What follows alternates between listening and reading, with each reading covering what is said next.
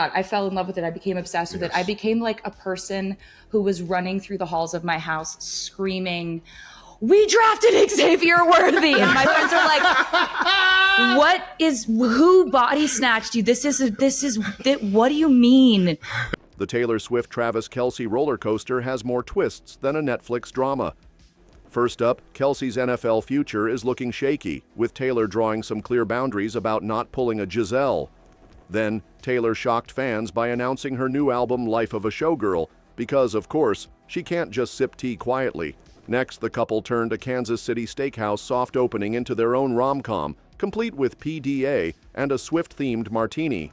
But back on the field, Xavier Worthy's injury sparked wild jealousy theories linking Taylor and Travis. Meanwhile, comedian Nikki Glazer joked she's now considering marriage just because Taylor made it cool.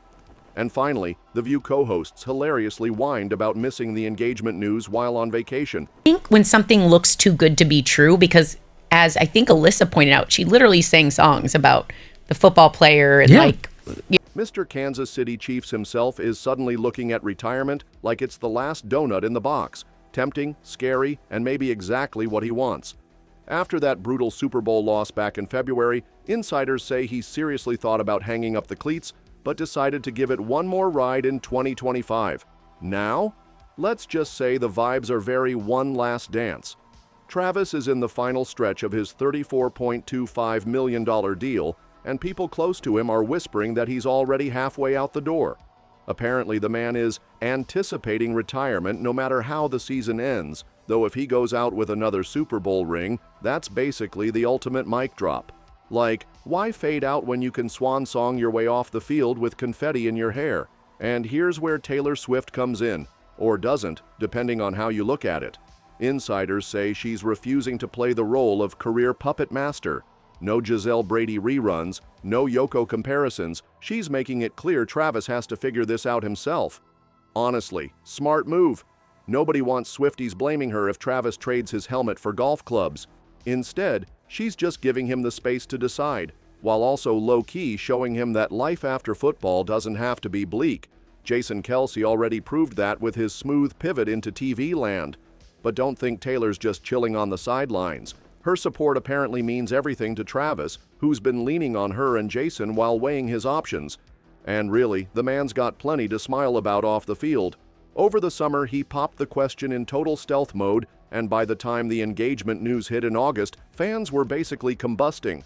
Travis himself admitted he still gets giddy introducing her as his fiancée, like full-on butterflies, which is wild considering he's a guy who regularly gets smashed by 300-pound linebackers. Guess love really does hit harder than football. I felt that at the game, actually. It was my first time introducing Taylor as my fiancée to a few of my teammates. There we go. So yeah, it was pretty cool. Don't you get giddy saying it?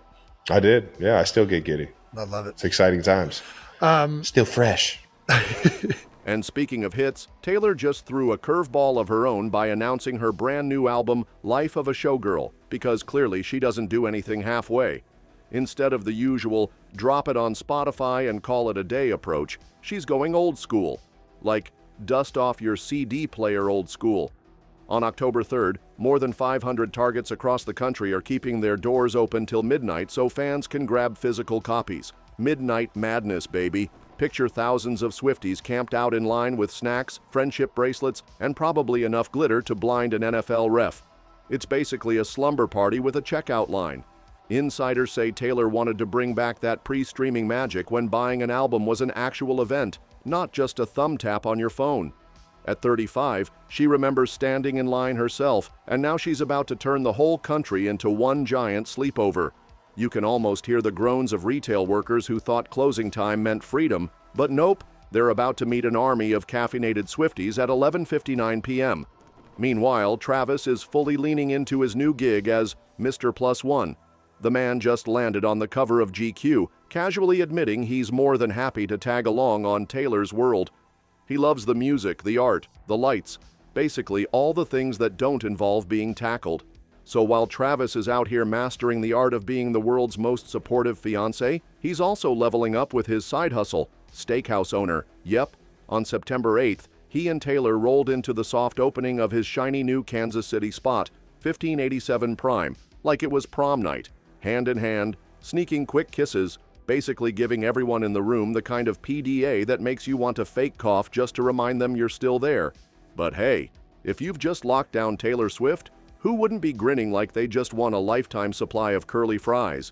And this wasn't just any steakhouse launch. Oh no, this was Travis and Patrick Mahomes' baby. Picture it.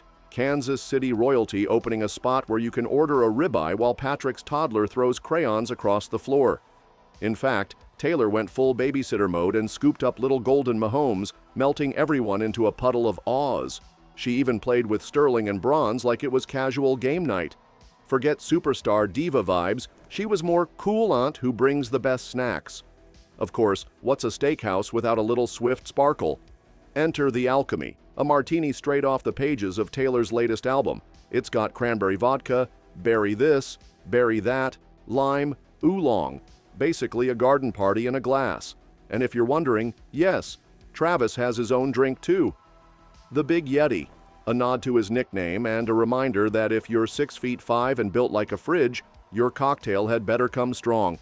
The whole evening was apparently low-key but affectionate, which is code for them being lovey-dovey in a corner booth while everyone pretended not to watch. Taylor in a denim dress with wedges, Travis rocking stripes, both looking like they just wandered out of a Pinterest board. But while Travis and Taylor were busy turning steakhouse openings into date nights, back on the field, things got messy. And by messy, I mean full-blown internet conspiracy fest starring Xavier Worthy's shoulder and, somehow, Taylor Swift. Yep, welcome to 2025, where a dislocated shoulder turns into a soap opera faster than you can say jealousy angle. Here's what went down. The Chiefs kicked off their season opener in Sao Paulo on September 5th, and barely 3 snaps in, young gun Xavier Worthy collided with none other than Travis Kelce. Boom. Shoulder dislocated, fans horrified, and the Chiefs' offense suddenly looking like a Wi-Fi connection stuck on one bar. The Chargers swooped in with a 27-21 win, while Kansas City fans went from Super Bowl bound to somebody please hold me in record time. Now, most people saw it for what it was, a brutal but natural accident. But Chiefs Twitter? Oh, they had other plans. A section of fans went straight detective mode, insisting Kelce meant to take Worthy out. Why? Because apparently Travis couldn't handle Taylor hyping up the rookie back in August on a podcast, when she confessed she was basically running laps around her house after the Chiefs drafted him. That clip resurfaced faster than a bad meme, and suddenly folks were connecting dots that didn't exist, spinning tales of a jealous fiancé tackling his future teammate into next week. I fell in love with it. I became obsessed with it. I became like a person who was running through the halls of my house screaming, "We drafted Xavier Worthy!" And my friends are like, who body snatched you? What do you mean we drafted Xavier Worthy? I forget where I was, but you were the first person to tell me that No, I we was drafted the fastest screeching. man. To make things spicier, critics were already circling Kelce's performance and whispering about his final season vibes. Add in Taylor's engagement spotlight, and voila, conspiracy soup.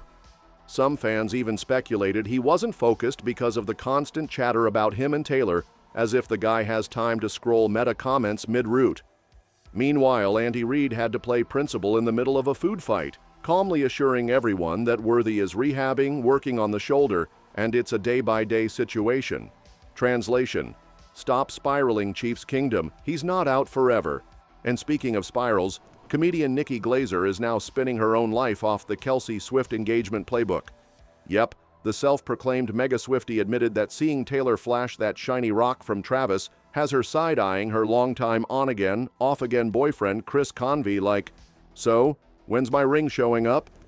After 13 years of dating, or as she puts it, more like 10 if you subtract all the breakups, Nikki says she actually has her own Travis, a supportive guy who's always got her back and even doubles as her creative partner. Basically, the man's carrying co-pilot energy while also holding her mic stand. Of course, Nikki being Nikki, she couldn't resist cracking jokes about their roller coaster romance. She said breaking up and getting back together is the ultimate relationship hack because you get a mini vacation from each other, go out thinking you'll find an upgrade, and then come crawling back like, "Hey, turns out he's actually the best I can do." Brutally honest, but hey, it works for her. When asked point blank if marriage is in the cards, Nikki admitted she never seriously considered it until Taylor made it look cool again. Apparently, watching Travis kneel in a rose-covered garden had her rethinking the whole "I don't need a wedding" stance. Still, she joked she's already rocking enough rings and doesn't exactly crave the spotlight of walking down the aisle, especially since she gets red carpet attention every time she drops a comedy special or hits the Golden Globes afterparty. Weddings? Just another Tuesday. And while Nikki was half joking about drafting her own Kelce-style proposal, the ladies of The View were busy complaining that Taylor and Travis's big announcement dropped at literally the worst time for them. Imagine being on summer break, sipping iced lattes, and boom, the engagement of the year happens while your cameras are off. That's the TV host version of missing Beyoncé tickets because you overslept. Alyssa Farrah Griffin and Sarah Haynes apparently felt robbed of their right to scream about it live on air, calling the timing a total buzzkill. Taylor Swift and Travis Kelce's engagement. Yes. Now, you and I have been talking about them since the very beginning of this relationship. On the podcast in 2023, you said, and I quote, "This is a publicity stunt, and I'm not interested in it." And they're really good at it because they're still going. Would you like to retract that now? I will. I'm going to retract my statement. In my head, again, I've become very cynical watching Jennifer Lopez because I believed in the Ben Affleck thing. I think when something looks too good to be true, because as I think Alyssa pointed out, she literally sang songs about the football player and like, you know, everything to the engagement of he's going to get down on his knee and ask me, you know, for... By the time they got back, the engagement chatter was already yesterday's meme. But don't worry, they're making up for lost time. The wedding tea is still piping hot, and insiders say this isn't going to be some over-the-top royal circus. Nope, Taylor and Travis reportedly want the exact opposite.